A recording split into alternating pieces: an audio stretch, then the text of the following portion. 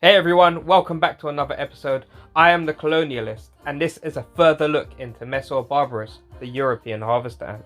I also want to say thank you for all your feedback and questions that you've asked me on my videos regarding Messor Barbarus for me to look into. Hopefully by the end of the episode I have these questions covered. So Messor Barbarus are a successful European harvester ant species that has spread across Africa and the Middle East. Colonies are formed by monogene claustral founding queens.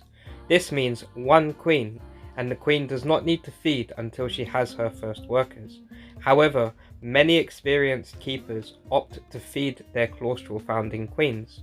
Usually once they do their every fortnightly or monthly checks, they will slip in perhaps a fruit fly, some chia seeds, something for them to eat. You can also try sugar or honey water. However, Messor Barbarus are 50-50 on accepting. My colony won't touch it, but my friend Pete's colony loved the stuff. The reason behind feeding a claustral queen in captivity is to give her a health boost, basically. It stops her from starving to death. She can produce more brood and feed them more efficiently, in turn giving you a greater success rate at founding a colony. When you're founding a colony in captivity, it's important to remember from your first ant to your 20th ant, or to even your 40th ant. The founding regime that you set once every fortnight or once a month, when you check on your colony, feed your colony and check on their general health and make sure that they're okay. At these moments, that's when you give them their increased food increments if you see the colony is growing and requires more food. That's where you take the opportunity to check on their health, make sure there's no mold, make sure they've got water in their reservoir, make sure there's no mites, and that everything generally is okay. That doesn't change even once you move them into their nest at a later stage once the colony has grown. So the nest is actually the least disturbed part of the entire setup. Where you get to check on your ants more often is the outworld. This is where all the fun happens. You get to decorate your outworld. This is where you feed the ants, this is where you interact with the ants, and this is where you observe them. And it allows you to do so safely without disturbing the nest, which essentially sits in the background, housing the queen and letting her get on with laying the brood and the workers looking after her. One of my own personal discoveries is that Messor Barbarus seem to be able to see light through red acrylic. So they possibly can be one of the species that sees through the red light spectrum, and they don't seem to react too well to being kept behind it. It is a species that does prefer to be kept in complete darkness. Now to answers when majors show up. Well, anywhere between 20 and 50 workers is a good rough estimate. The more protein the colony has, the more likely it is to produce majors. I had a very tricky question from Phoenix Flame, who also has a YouTube channel and is a young ant keeper. He asked me about the development time of Messor Barbarus. It is quite a tricky question because the species hibernates.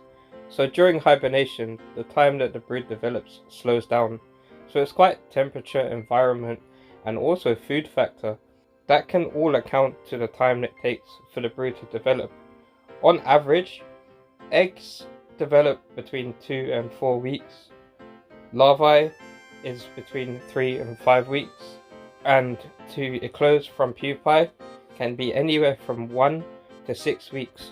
Now this also depends on the polymorph of worker, so if it's a minor, it will develop the quickest. Media workers, which is the next size up, take a little bit longer to develop. Major workers take even longer to develop, and of course the longest to develop is the elates. I mentioned that environment plays a part in brood development. What this means is keeping the temperature steady at around 25 degrees Celsius. Please check up the conversion charts for Fahrenheit, as I can't remember off the top of my head. Varied humidity is required for their best keeping. You want the nest part to be between 50% and 80% humidity. This does vary between each individual colony, so have a play around with it. You also want a section of the nest to be between 30% and 50% humidity at most. This is where they will store the seeds, so you don't want them to germinate. However, they also store their pupae here, as it's a drier section in the nest.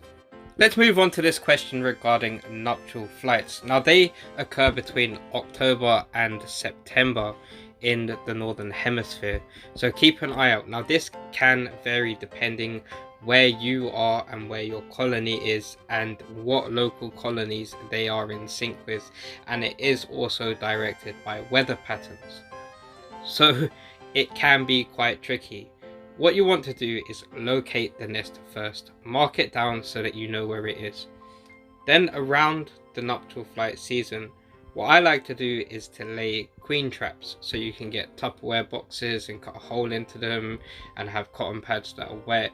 You can get test tube setups and hide them underneath rocks strategically placed around the nest. And hopefully when the nuptials happen and you go back and check on these queen traps, you may find that queens have taken up residence in the test tubes, because it promotes the perfect humidity and temperature that they want to farm their brood with. It's always worth a try. It's not guaranteed, but hey, check it out. So remember, that's between October and September, and if I remember correctly, on the study that I read, I believe 127 flights were recorded between those months after certain weather fronts. And what do I mean by weather fronts? Well, ants won't fly if it's too windy. They like to fly after a rainy day when it's sunny. Some of them prefer to fly in the morning. Some of them prefer to fly in the evening. Some species at night. It's just kind of, it does vary. But those are the usual weather patterns. So you want it after a rainy day when it's sunny and there's not too much wind. Oh, here's another good question. What's the weirdest thing I've fed my colony? Well, so far to date, it is roast chicken, which they absolutely loved. I tried a scrap of raw chicken. They hated it. They didn't touch it. And I also recently tried prawns, which they went absolutely crazy for. This here is P. Ashcroft's colony. He had a very, very large colony of Messor Barbarus. I believe it was over 3,000 strong. And this is some of the varied diet that he feeds his colony. So as you can see, there's crickets, mealworms, there's the Antboy UK honey pops, there's seeds there. So seeds can come in such a variety of options. You have grass seed, millet, dandelion seed, hemp seed, chia seeds. There's just so many to list. I can't even think off the top of my head. I will put a post out on my Facebook page covering an extensive list of seeds. So check me out on Facebook. Just search up the Colonialist and add my page. I will endeavour to get that post out within the next few days, at the latest by the end of the week. And to top off the end of the episode, an update on my own personal colonies of Messor Barbarus. So not much has changed since my last update, actually. I'm probably now nearing around 400 workers. I've been experimenting with a few different foodstuffs for them, but on the whole, the colony's just been plodding along as they do. They're just a real pleasure to keep. They're really enjoyable. You can get into a routine with the colony, and you enjoy their feeding times, really. And I plan to do a lot more time lapses on that. So yeah, until next time, guys, this is the Colonialist signing out.